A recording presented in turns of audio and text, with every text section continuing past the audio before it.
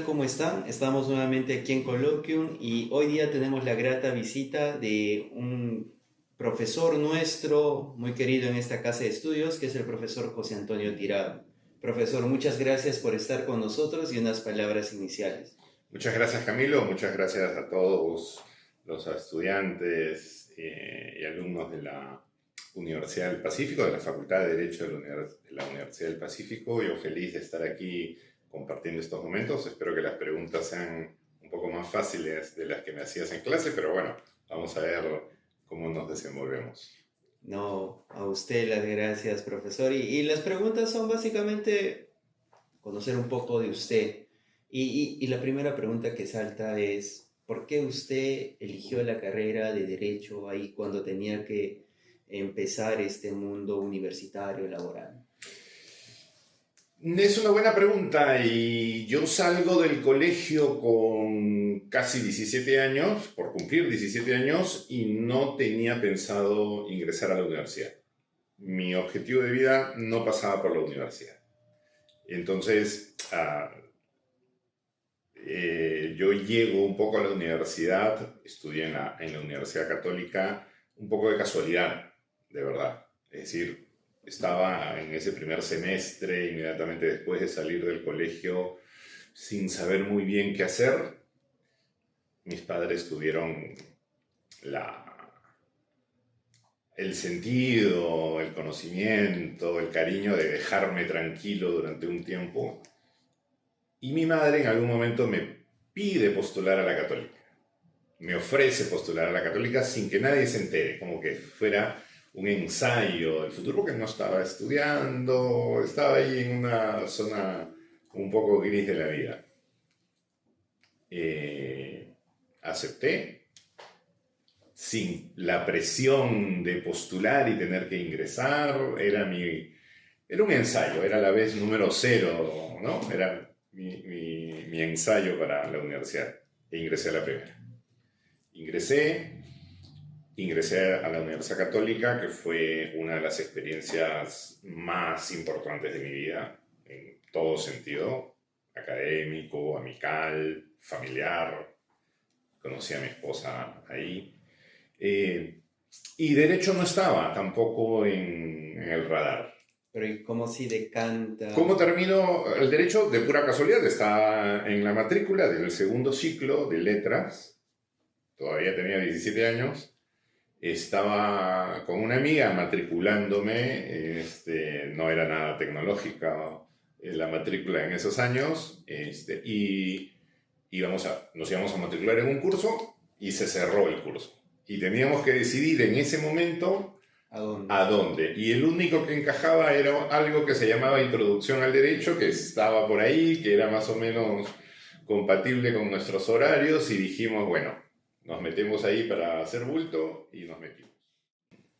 Y el curso de Introducción al Derecho, que era, digamos, ofrecía una mirada más sociológica que estrictamente jurídica, digamos, no analizamos el sistema de fuentes, ni el valor jurídico de la Constitución, ni nada por el estilo, sino más bien la función del derecho en la sociedad. Esa era la perspectiva del curso, muy acorde, Muy general, ¿no? muy acorde con la mirada que en esos años tenía los estudios generales, ¿no? que yo llevé en ese momento.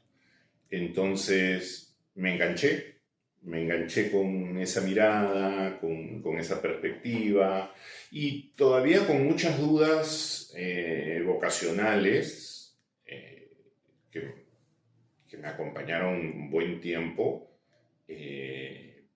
Llegué casi un poco por descarte a la facultad a ver qué había ahí.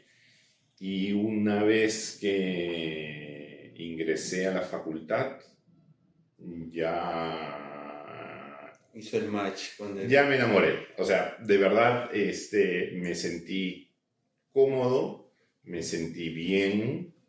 Eh, Algunos cursos y algunos profesores, por supuesto, eran más interesantes y atractivos que otros, pero en general la carrera me iba empezando a gustar y entonces, digamos, me encontré con el derecho y lo he disfrutado hasta el día de hoy. Volviendo un poco al core de esta entrevista, y cómo sí surge ese apasionamiento por el derecho administrativo, porque sabemos por las publicaciones que ha hecho, por los diferentes rankings que usted es reconocido no solamente como profesor, sino como investigador en derecho administrativo. ¿Cómo llega a esa rama tan específica y tan pesada?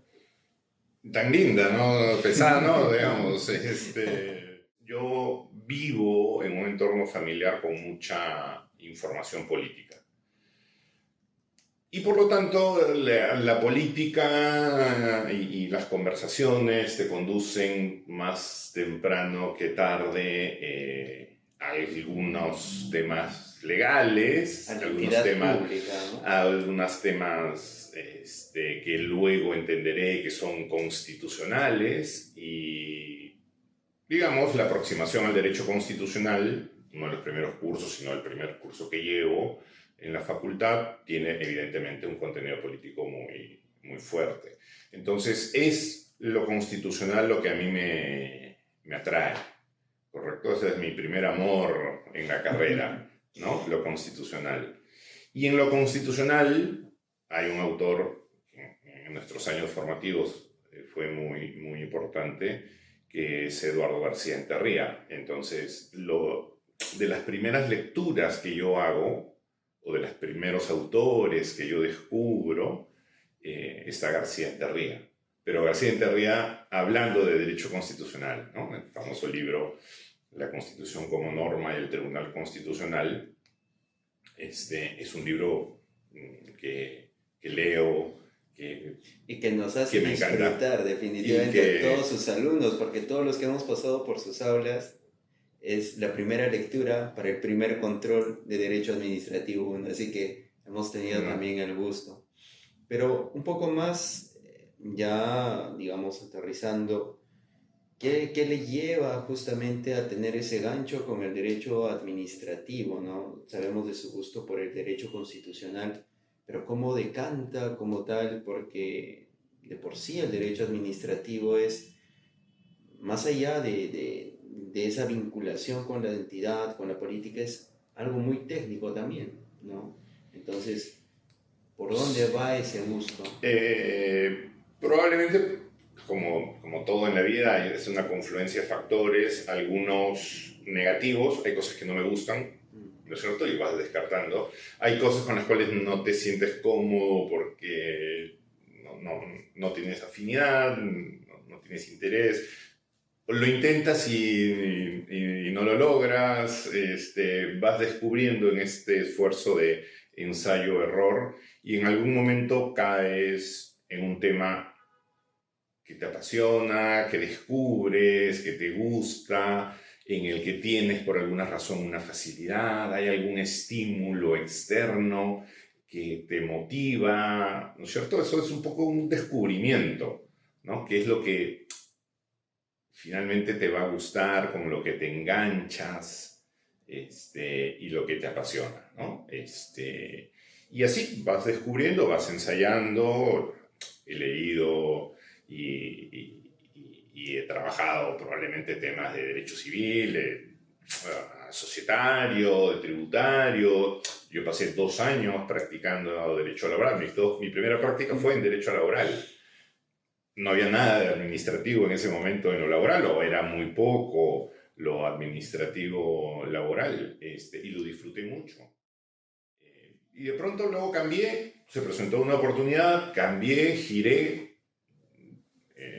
Un buen amigo me llevó a trabajar en el estudio donde él ya era abogado, a hacer una pequeña investigación de jurisprudencia constitucional. Y por ahí comencé a vincularme con los temas de derecho administrativo.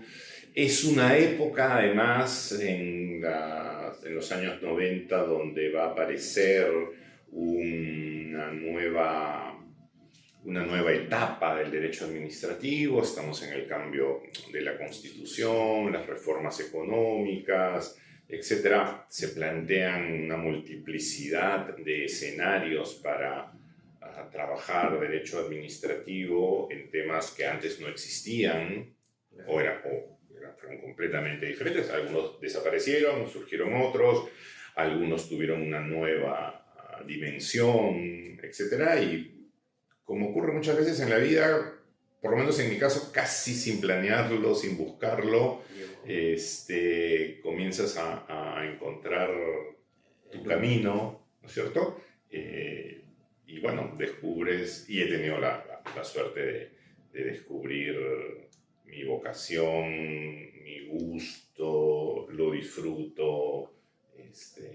No sé si ustedes lo disfrutan en clase, pero yo sí. Nos transmite esa pasión, y, eso es... de verdad lo disfruto mucho. O sea, y creo que no hay nada mejor que tener la oportunidad, construir la oportunidad, porque tampoco esto es que algo que te cae del cielo, ¿no? Hay que prepararse, entre comillas, para tener suerte. Y volviendo un poco ya a lo que pasó después de este periodo en el que usted se decanta por el derecho administrativo, pues sabemos que ha tenido cargos muy importantes, pero que al final se decantó bastante por la academia, ¿no? El tema de enseñar en la universidad. Esta facultad se crea y probablemente sea de las más jóvenes en el país. ¿Usted en qué año entra a trabajar en la Facultad de Derecho? En la Facultad de Derecho he empezado hace relativamente poco, en el año 2023. Pero yo tengo una experiencia previa en la universidad, no como docente, sino como abogado interno, como abogado de la universidad. Entonces yo he visto, digamos, desde fuera el surgimiento durante un periodo relativamente corto, sin embargo, de la facultad, ¿no? Entonces, entre el año 2008 y el 2010, yo estoy en la universidad, cuando nada de esos edificios existían, solo estaban en planos, eran proyectos, y por lo tanto, cuando muchos años después regreso, ahora como profesor, me encuentro con esta realidad maravillosa, es una experiencia importante. Primero me impactó conocer desde adentro el resultado de esos proyectos, y estoy muy contento de estar aquí. Disfruto mucho de venir a dictar clases. Usted ha trabajado primero como abogado, luego como docente y ahora un poco más vinculado al tema de la docencia. ¿Cómo ve esa evolución? ¿Cómo ve todo lo que en algún momento trabajó en papel, ahora ya está en la cancha?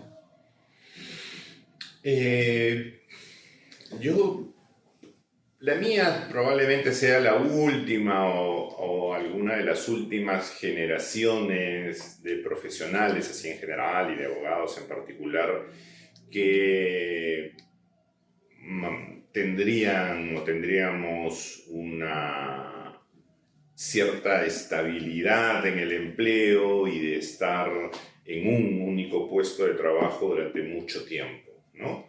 Ya ustedes, que son, por supuesto, una o dos generaciones posteriores a la mía, ustedes tienen la edad de mis hijos, siempre se los digo, van a vivir una dinámica laboral completamente diferente, ¿no? Una dinámica laboral con experiencias mucho más cortas, con unas dinámicas de cambio muy intensas, van a vivir a plenitud un fenómeno de deslocalización, van a trabajar en un sitio físicamente, pero interconectados literalmente con el mundo entero, ¿no? Eso yo no lo he vivido, no lo he vivido de inicio, no lo he vivido a su edad. Me he encontrado con ello un poco a trompicones después, ¿no? Pero creo que en ambos escenarios hay algo que es fundamental. Primero, la vocación. O sea, es descubrir y descubrirlo en el momento oportuno, que no tiene por qué ser a los 15 años cuando estás en cuarto y medio y vienen a decirte a dónde vas a postular, sí, ¿no? Que yo siempre he considerado que es una carga extraordinariamente pesada sobre los hombros de los chicos y de las chicas de esa edad, ¿no? Descubrir tu vocación descubrir qué es lo que quieres hacer es algo absolutamente extraordinario. Luego, poder estudiar una profesión, que es lo que te va a servir para satisfacer esas expectativas intelectuales, vocacionales, morales que todos tenemos. Y luego poder encontrar una ocupación, que es lo que te va Que responda a eso. a permitir satisfacer tus necesidades materiales, que todas las tenemos, que todos los tenemos, y poder combinar y hacer encajar tu vocación con tu profesión y con tu ocupación. Sí, muy interesante esa visión.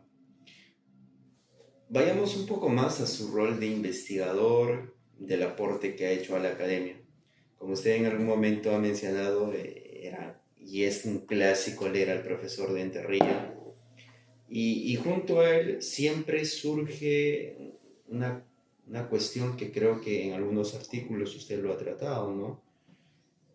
¿Cuál es el problema a la hora de hablar de regulación en el Perú?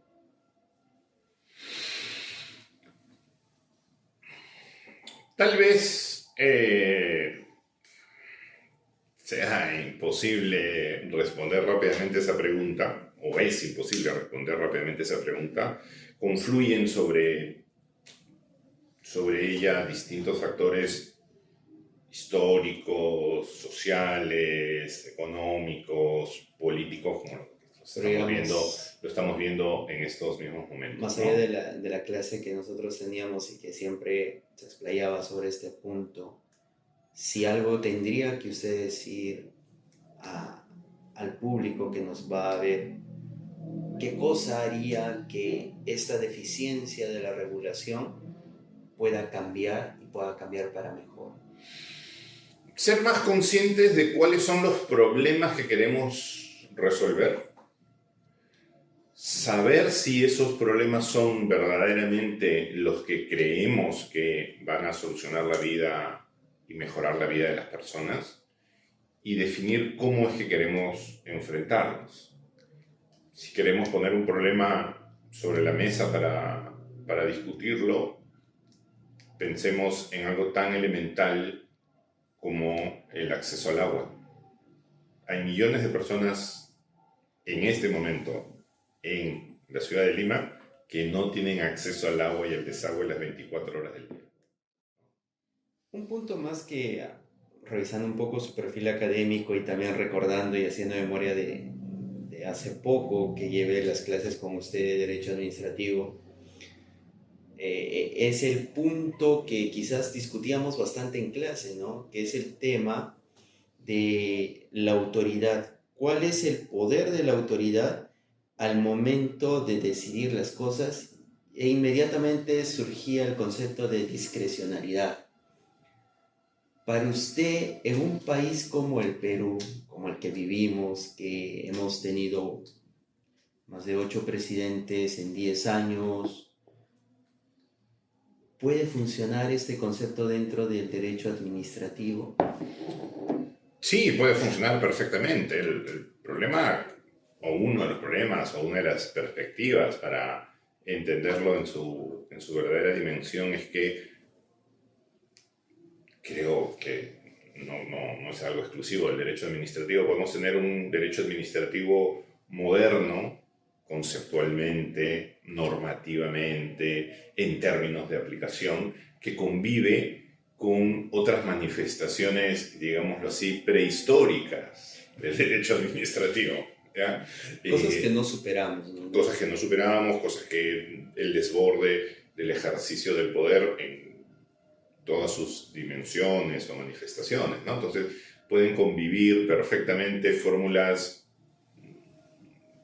maravillosas, las más recientes, las más innovadoras, las más garantistas, con otros escenarios menos interesantes, ¿no? Un poco recogiendo ya como, digamos, síntesis de todo esto, yo recuerdo perfectamente que el único profesor que incidía mucho en este concepto del bien público como la finalidad del Estado y que el derecho era una herramienta para llegar a esa finalidad. Era usted, en simple, considera que, como están las cosas ahora en nuestro medio, el derecho y en específico el derecho administrativo ayuda a resolver todos estos problemas y ayuda a llegar a esto que nosotros queremos, que es el bien público. Yo creo que no podemos renunciar a ello. Entonces seguimos en vías. Y seguiremos en vías, lo que pasa es que probablemente estemos muy atrás en esa lucha, pero no podemos renunciar. Es decir, formando parte de la tradición del mundo occidental, que es donde estamos, herederos, distantes o no, de los valores de la cultura occidental, el Estado de Derecho, el Estado democrático de Derecho es una construcción extraordinariamente importante, significativa, civilizadora en el sentido más pleno del término. Pero que no está terminada.